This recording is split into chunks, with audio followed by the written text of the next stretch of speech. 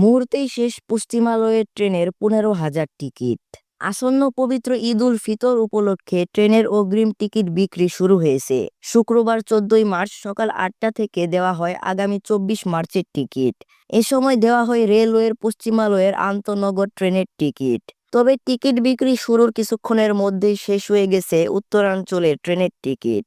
সকাল 8টার কিছুক্ষণ পর রেল সেবা অ্যাপসে দেখা যায় উত্তরাঞ্চলে চলাচল করা ট্রেনগুলোর সব টিকিট বিক্রি হয়ে গেছে।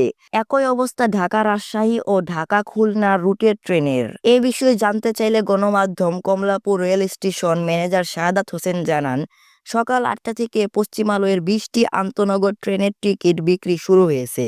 এ অঞ্চলে প্রায় 15,773টি টিকিট বিক্রি হবে। টিকিট বিক্রির 8 থেকে 9 মিনিটের মধ্যে মোটামুটি সব টিকিট বিক্রি হয়ে গেছে। যাত্রীদের চাহিদার তুলনায় টিকিটের সংখ্যা কম হওয়ায় সবাই টিকিট পাচ্ছে না।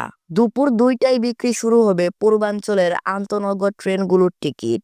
টানা 7 দিন চলবে আগাম টিকিট বিক্রির কার্যক্রম। রেলওয়ের সিদ্ধান্ত অনুযায়ী আগামীকাল 15 মার্চ বিক্রি হবে 25 মার্চের অগ্রিম টিকিট। পর্যায়ক্রমে 26 মার্চের টিকিট বিক্রি হবে 16 মার্চ। 27 মার্চের টিকিট বিক্রি হবে 17 মার্চ। 28 মার্চের টিকিট বিক্রি করা হবে 18 মার্চ। 29 মার্চের টিকিট বিক্রি করা হবে 19 মার্চ এবং 30 মার্চের টিকিট বিক্রি করা হবে 20 মার্চ।